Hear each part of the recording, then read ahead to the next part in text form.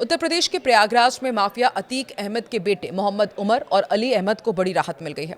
Allahabad high court ने मोहम्मद उमर और अली अहमद की पेरोल अर्जी मंजूर कर ली है। पेरोल अर्जी मंजूर होने के बाद अब दोनों अली और उमर छोटे भाई अबान अहमद के जनाजे में शामिल हो सकेंगे। नमस्कार, मैं हूं आकांक्षा और आप देख रहे हैं न्यूज़ 18 का digital platform. Allahabad high court ने कहा है कि पेरोल के दौरान मोहम्मद उमर और अली अहमद मीडिया से कोई बातचीत नहीं करेंगे। उनकी पैरोल के लिए इलाहाबाद हाईकोर्ट में अर्जी दाखिल की गई थी। दोनों ने छोटे भाई अबान के जनाजे में शामिल होने के लिए पैरोल मांगी थी। उमर और अली दोनों आज देर रात प्रयागराज पहुंचेंगे। उसके बाद अबान के अंतिम संस्कार में शामिल होंगे। कोर्ट से उन्हें शनिवार शाम 5 बजे तक की पैरोल मिली है। बताया जा रहा है कि उमर और अली पहले हटुआ जाएंगे, उसके बाद अबान की बॉडी अतीक के पुश्तैनी घर चकिया जाएगी। वहां से बॉडी को कसारी के कब्रिस्तान में ले जाकर सुपुर्दे खाक किया जाएगा। पैरोल मिलने की खबर के बाद चकिया में अतीक के घर पर लोगों की भीड़ भी आने लगी है। जान ले कि अतीक अहमद का बड़ा बेटा उमर लखनऊ की जेल में 4 साल से बंद है, जबकि अली 3 साल से अलग अलग जेलों में बंद रहा है। दोनों अपने पिता अतीक और चाचा अशरफ के मिट्टी में भी शामिल नहीं हो पाए थे। अब हाईकोर्ट से एक दिन की पैरोल मिलने पर दोनों अपने छोटे भाई अबान के जनाजे में शामिल हो पाएंगे। हालांकि जनाजे का समय अभी साफ नहीं हुआ है, लेकिन सुरक्षा को देखते हुए कब्रिस्तान से लेकर अतीक के चकिया वाले घर तक पुलिस की तैनाती की गई है। बता दें कि अतीक अहमद के बेटे अबान अहमद सहित 2 लोगों की बीते गुरुवार को झांसी जिले में एक सड़क दुर्घटना में मौत हो गई थी। इस हादसे में कार सवार 3 अन्य लोग बुरी तरह घायल हुए हैं। आज उन्हें हॉस्पिटल में भर्ती कराया गया है। परिजनों के मुताबिक अबान को अतीक अहमद की कब्र के पास ही दफनाया जाएगा। अपर पुलिस अधीक्षक अरविंद कुमार के मुताबिक अतीक अहमद का बेटा अबान अहमद अपने कुछ साथियों के साथ झांसी कारागार में बंद अपने भाइयों से मिलने के लिए जा रहा था। तभी रास्ते में पुंछ थाना इलाके में झांसी कानपुर नेशनल हाईवे पर तेज रफ्तार से गुजर रही उनकी एसयूवी कार बेकाबू होकर एक डिवाइडर से टकरा गई और पलट गई। हादसे में अबान अहमद और उसके दोस्त सोनू की मौत हो गई है। दुर्घटना में घायल कार सवार मोहम्मद जावेद आजम और उमर को झांसी मेडिकल अस्पताल में एडमिट कराया गया है। शुरुआती जांच में पता चला है कि कार की रफ्तार बहुत तेज थी।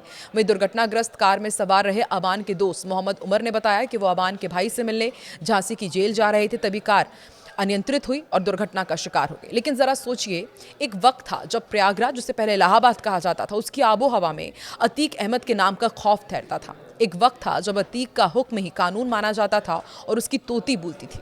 लेकिन वक्त का पहिया जब घूमता है तो सल्तनत और सिपलाहसार सब खाक में मिल जाते हैं। कुदरत का दस्तूर भी बड़ा अजीब है। जिस कुनबे की एक इशारे पर गर्दिशें बदल जाया करती थी, आज वही परिवार बिखरे हुए तिनकों की तरह बर्बादी की दास्तां बयां कर रहा है।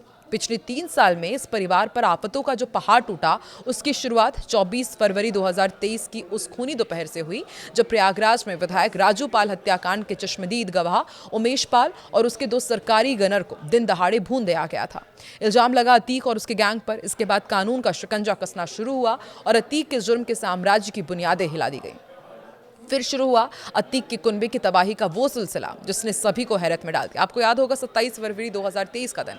उमेश पाल हत्याकांड के सिर्फ 3 दिन बाद वारदात में इस्तेमाल क्रेटा कार चलाने वाला अरबाज पुलिस मुठभेड़ में मारा जाता है। और फिर 6 मार्च 2023 को उमेश पाल पर पहली गोली चलाने वाला शूटर विजय चौधरी उर्फ उस्मान भी एनकाउंटर में ढेर हो गया।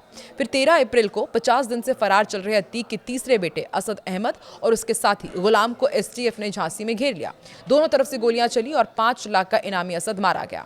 फिर 15 अप्रैल 2023 को असद के जनाजे के महज 2 दिन बाद प्रयागराज का कॉलविन अस्पताल गोलियों की तड़तड़ाहट से गूंज उठा। मीडिया के कैमरों के सामने पुलिस हिरासत में हथकड़ी पहने अतीक अहमद और उसके भाई अशरफ की 3 हमलावरों ने सरेआम हत्या कर दी थी। चंद सेकंड में अतीक के उस खौफनाक दौर का अंत हो गया जो दशकों तक कायम था। लगा था कि तबाही का यह दौर शायद यहीं थम जाएगा, लेकिन मौत का साया इस परिवार का पीछा छोड़ने को तैयार नहीं था। अब अतीक का बेटा अबान, जो हाल ही में बालागृह से रिहा हुआ था, जेल में बंद अपने भाई अली अहमद से मुलाकात करने जा रहा था। रास्ते में खौफनाक सड़क हादसे ने उसकी जान ले ली। अतीक अहमद के परिवार में कौन कहां है, अब ये भी आपको बताते हैं। देखिए, तबाही के इस तूफान के बाद कभी दहशत का पर्याय रहा अतीक का परिवार आज पूरी तरह बिखर चुका है। अतीक के कुनबे की मौजूदा तस्वीर कुछ यूं है, ये आपको बताते हैं। उनकी पत्नी शाइस्ता परवीन उमेश पाल हत्याकांड में नामजद है, लंबे समय से फरार चल रही हैं, इनामी भी हैं।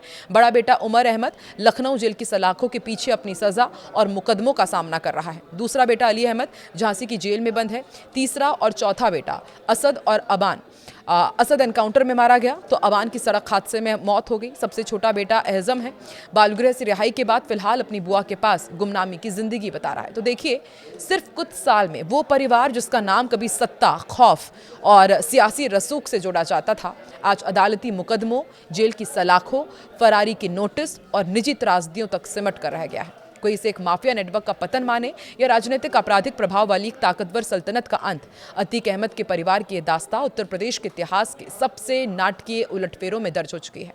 ये कहानी इस कड़वे सच का बयां है कि जुर्म का रास्ता चाहे कितना भी बुलंद दिखे, उसका अंत हमेशा ही तबाही, तन्हाई और गुमनामी के अंधेरे में ही होता है।